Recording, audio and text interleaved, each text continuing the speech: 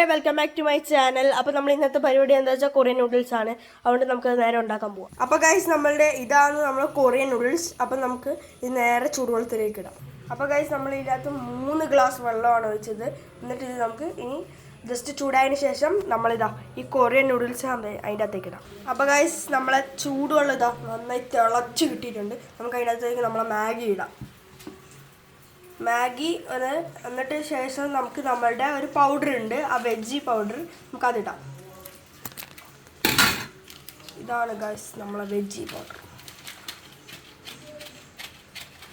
അത് ഫുള്ളിടാം. നമുക്ക്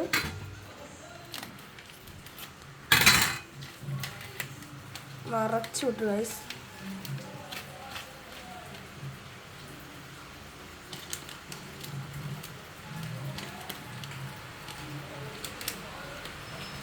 അതിനുശേഷം നമുക്കിത് 5 മിനിറ്റത്തേക്ക് മൂടി വെക്കാം. അപ്പോൾ ഗൈസ് നമ്മൾ 5 മിനിറ്റ് ആയിട്ടുണ്ട് മാഗി. ഇനി നമുക്ക് ഇത് ഓപ്പൺ ആക്കിയിട്ട് നല്ല ആവിയാ കൊണ്ടുവന്നിട്ട് ഈ മസാല നമുക്ക് ഇട്ട് കൊടുക്കാം. ഫുള്ളിടണം. അപ്പോൾ ഗൈസ് നമ്മളിവിടെ മിക്സിങ് തുടങ്ങിയിട്ടുണ്ട്. എന്നിട്ട് ശേഷം നമുക്ക് ഗ്യാസ് ഓഫ് ആക്കാം. ഓഫ്. എന്നിട്ട് വീണ്ടും ഒന്നും കൂടെ മിക്സ് ആക്കി കൊടുക്കാം.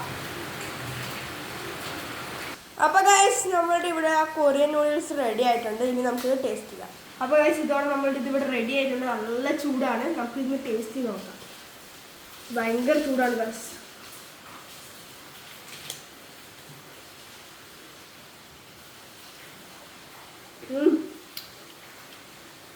സൂപ്പർ ടേസ്റ്റ് ആണ് ഗൈസ്. അതിനനുസരിച്ച് നമുക്ക് എരിവും ഉണ്ട് നന്നായിട്ട്.